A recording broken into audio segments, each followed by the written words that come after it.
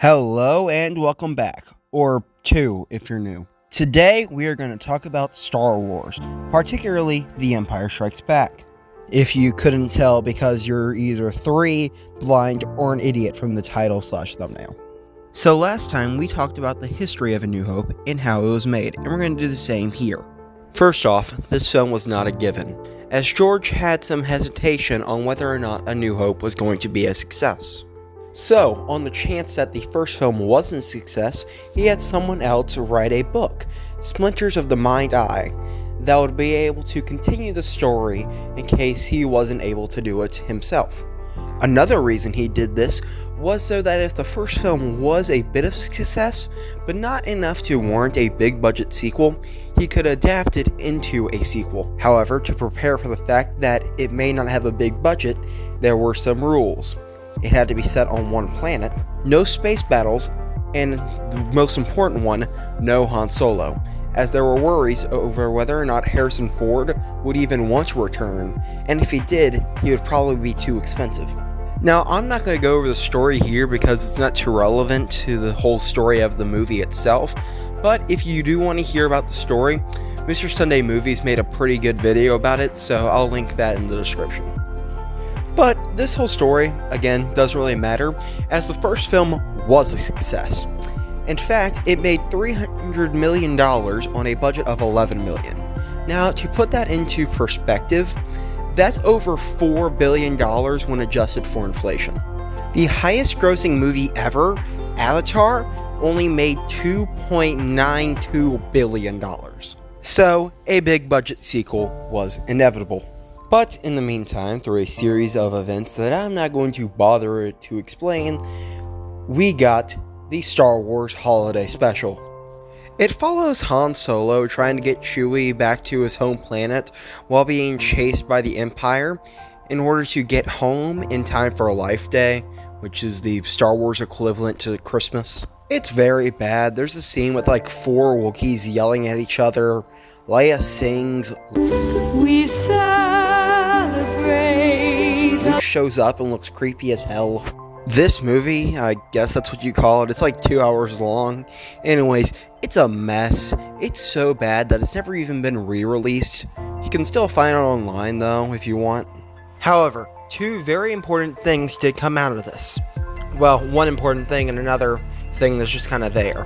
Life Day, which would be reused in the LEGO Star Wars Holiday Special, and of course, Boba Fett. After his design was revealed in the parade, but instead of being painted it was just all white because they didn't quite know what he was yet, he was then put into a random animated segment of the Holiday Special, where he uses a gun that looks an awful like the one from The Mandalorian. Now, I haven't confirmed this, but I'm pretty sure the only reason he was put into this special was to sell toys, as there was already a designed Boba Fett figure before Empire released that was supposed to have a spring-loaded rocket launcher. The rocket launcher was later not put in because it was a choking hazard. Speaking of toys, as I mentioned last time, George kept the rights to the toys, which played a pretty big part in the making of this film. Now, unless you're Planet of the Apes, back in the 70s, movies didn't really get toys about them because it was less marketable as a TV show, which is why Fox allowed George to keep the toy rights.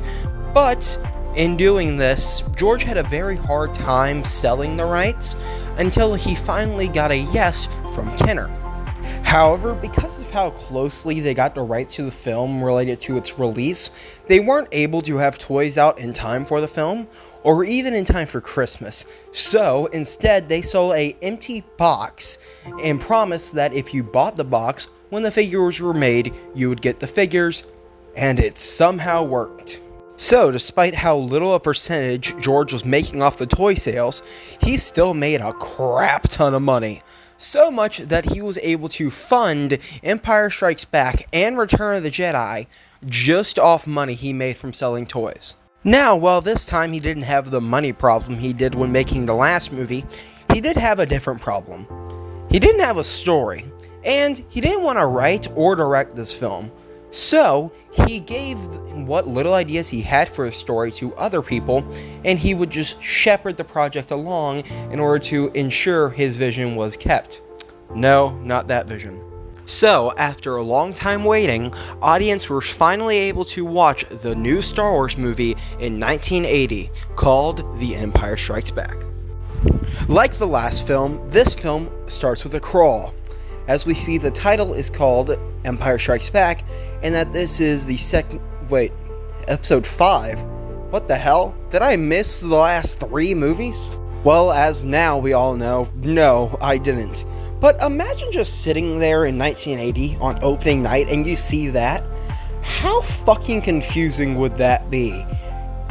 Like, just think about it. We didn't know that there was going to be prequels or anything. It was just the last movie that was just called Star Wars. Didn't have episode 4 because that wasn't added until after this film released in 1981 when they re-released that film for the first time. So, there was no warning of this. Anyways, during the crawl after that little mind fuck, we learned that the Empire is, well, as the title suggests, striking back. Yeah, despite the last film suggesting that the Empire was destroyed, as we quickly learn here, that isn't the case. And we also learned that Vader didn't indeed die in space, and is instead back in full power, and this time is commanding the Empire by himself and not taking orders from anyone else. Well, there is the Emperor, but that's not really mentioned in the crawl and isn't really important until the next movie anyway, so we're just going to ignore that for now. All that aside, the main takeaway from this crawl is that the rebels are in hiding on the ice planet Hoth, and that the Empire is looking for them and they are not far away. We then cut to Hoth as we see the Empire send out Imperial droids, and one of them goes down and lands down at Hoth.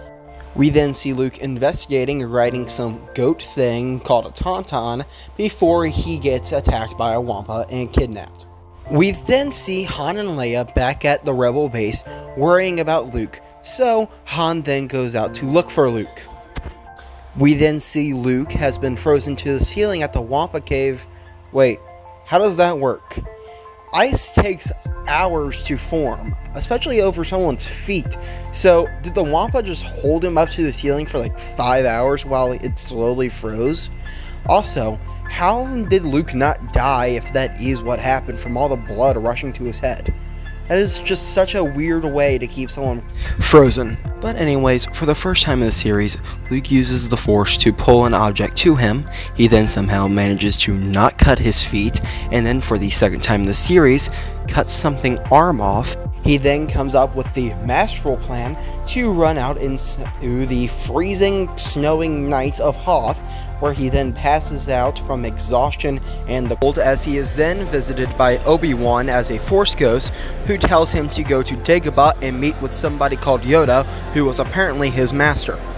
Luke then passes out, but is shortly then after found by Han, who cuts open his own Tauntaun, who had also died from the cold, and puts Luke in there in order to keep him warm overnight, as Han sets up camp and waits to be rescued in the morning. They are then found the next morning. Luke is then put into a bacta tank where he is healed. Leia then makes out with him in order to make Han jealous, which, like last time in retrospect, is very gross.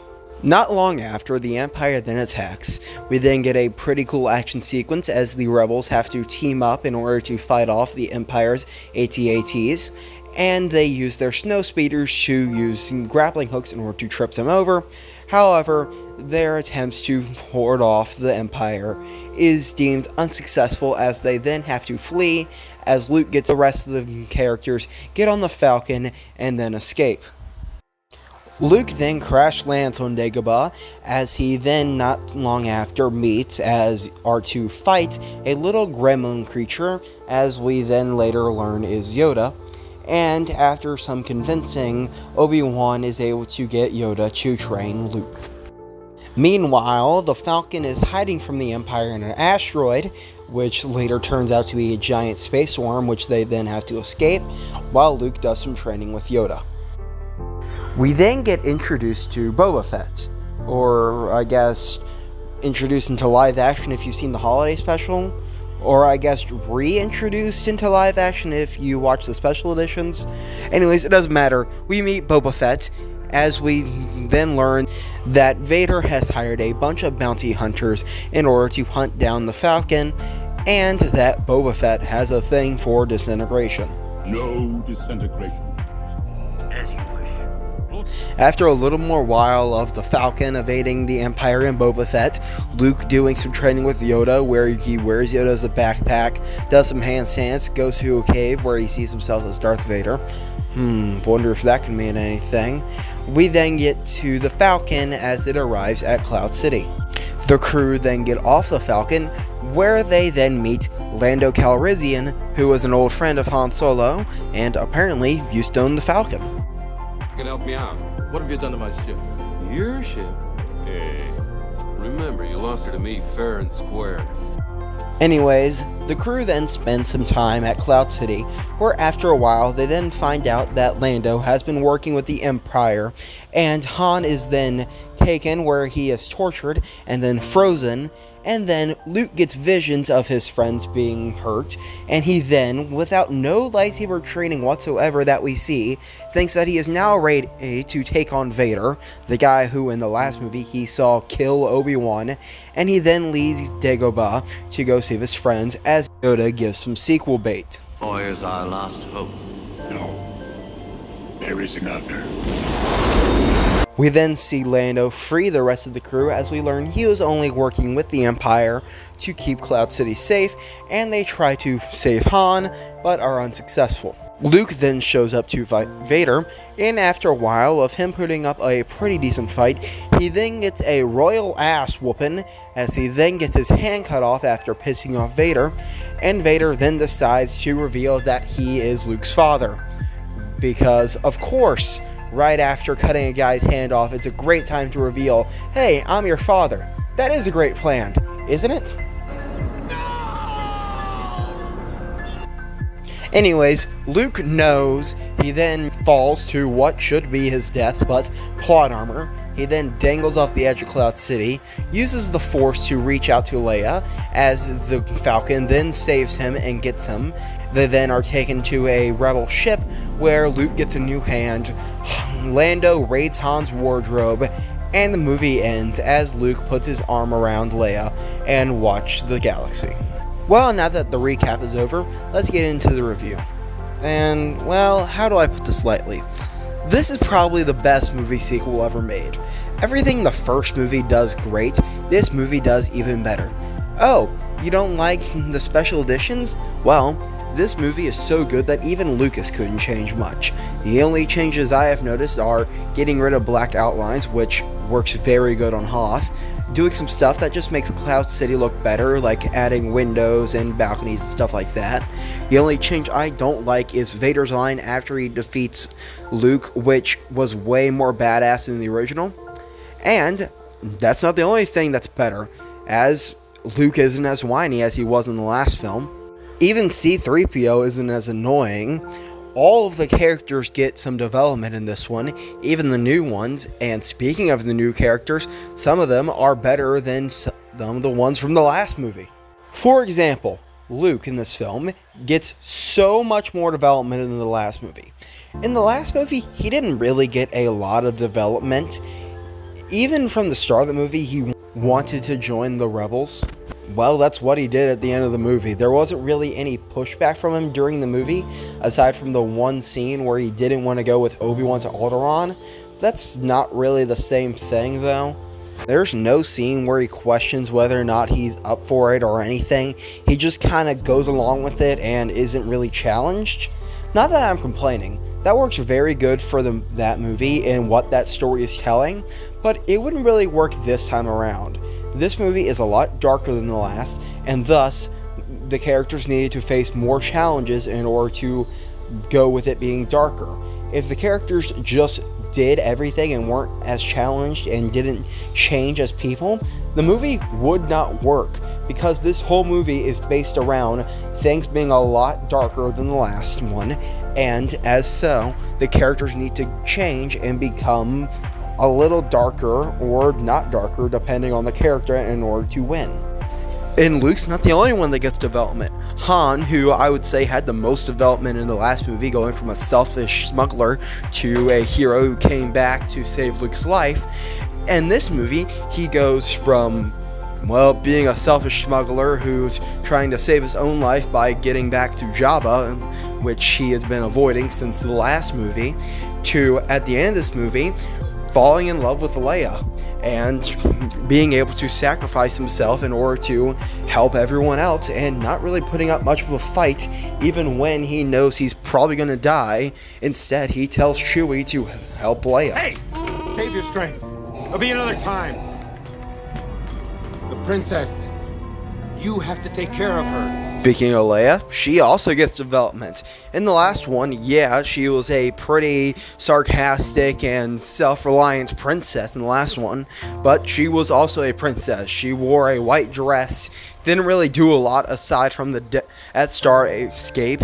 In the final battle of the last movie, she just kind of stood around and looked at a table, while in this movie, she's very present. She gets her hands dirty a lot. She helps work on the Falcon. She's there to try and save Han from Boba Fett.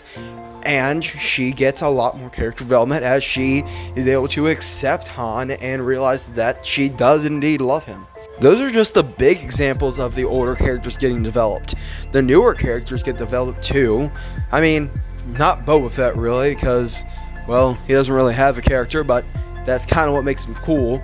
But Lando, he goes from being a, well, kind of slimy playboy character, kind of like Han was in the last movie, to willing to sacrifice himself and the rest of Cloud City in order to save Han and help the rebels, even though he knows the Empire will not be happy about it. Yoda goes from someone who is hesitant to help Luke to someone who is trying to train Luke and doesn't want him to stop his training. During this whole film, you can see that Yoda has, in the past, failed. We don't know why or how, because it's not really explained like Obi-Wan's backstory is with Anakin, but we can see from the way he is hesitant to train Luke that he doesn't want to fail again. In the way that he trains Luke and talks to him about turning to the dark side and all of that, you can see that he feels responsible in some way for what happened to the Jedi and why the world is the way it is now. Or universe, I guess. Characters aren't the only thing that's made a major upgrade from the last movie, as so has the dialogue, which probably was the worst part of the last movie. Yeah, because George didn't write and or direct this movie, someone else had to write and come up with the dialogue and give directing on the acting for the dialogue, which in turn makes it all so much better, and the acting is also made so much better because of the dialogue and the directing. Another thing I just kind of have to talk about, but don't really know how to, so I'm just going to kind of speed through this, is Vader being Luke's father. Yeah, it's common knowledge now. I think I even knew this before I saw the movie, back when I called him Dark Vader. Give me a break, I was 6. Anyways, this moment is so ingrained in pop culture. Even if you don't know who says this, or don't even know the correct line, as it's often misappropriated as Luke, I am your father, and not what it actually is, no, I am your father. You know it's from Star Wars. You know someone is Luke's father or someone is someone's father. I didn't know who said this line, I don't think. At least I wasn't thinking about it when I saw this movie, or didn't know it was from this movie. I knew it was from Star Wars, I knew that much. But anyways, there's a reason this line is so ingrained in pop culture, and that's because it broke all of the rules that were established at the time. At least, mainly. This is a time where villains were called Skeletor and Doctor Doom. There wasn't really a lot of complexity with the villains. It was just kind of, good guys are good guys, bad guys are bad guys. But like I said, this movie is darker than the last movie, and darker than much other stories, as it integrates the good and the bad and makes it all kind of one and kind of blurs the line. Not as much as later Star Wars things would, but it still does it pretty good. And I don't think it wasn't for this line, I don't think Star Wars would still be around today, at least not in the way that it is today. This one moment elevated Star Wars from just some movies that were pretty good and made a lot of money to cultural icons that would stick around for years and influence so many future stories. Okay, that's the major good. Now let's get on to the bad of this film. Don't worry, it's a small list because, well, no movie has no flaws. This movie does have some flaws, but they are pretty minor, so this should be pretty quick. My first thing can be pretty well argued, and that's, I just don't think the Wampa stuff is necessary. I know it was added there to explain Mark Hamill's scars he got in a car crash not long after A New Hope released. At least I'm pretty sure that's what it is. That could be a myth, but I forgot that it's a myth part. Or I guess I didn't if I'm mentioning it. You can comment down below about it anyways. But point being, I just don't think it needed to be there. It doesn't really add a lot. Sure, it shows how far Han will go to help his friends, in that he isn't selfish like he was in the last movie. Well, as selfish as he was in the last movie. But I think there was another way to accomplish that. And sure, Luke learns about Yoda and Dagobah through this scene, but again, I think there was another way to accomplish that didn't require like a 15-minute detour, because whenever I rewatch this movie, the opening is always the hardest part to sit through. Like, once the Wampa scene ends and Luke is put in the back of the tank, this movie is pretty flawless aside from that and is very easy to watch. I don't know, maybe that's just me. Again, I said it could be pretty well argued against this. Another issue I have with this is the timeline's a little confusing. Again, I said it's a small issue. I don't think about it when I'm watching the movie, but when I think about the movie, it does kind of confuse me.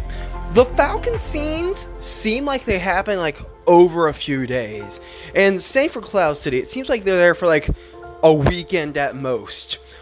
But the Luke scenes seem like they happen over weeks. We know that they're at Cloud City for a long time thanks to a line from Leia, but that begs the question of, why was C-3PO gone so long without anyone going looking? Why were they there for that long? But it couldn't be over a few days. Like, they had to have been gone a while, because there's no way Luke could have done all of that training in just like a week, which the Falcon and Cloud City scenes would kind of indicate the timeline is like. I mean, it does kind of make sense. I know the hyperdrive in the Falcon was broken, so they couldn't go at light speed, so that's probably what most of the time was. At least that's what I think it was, just them flying to Cloud City.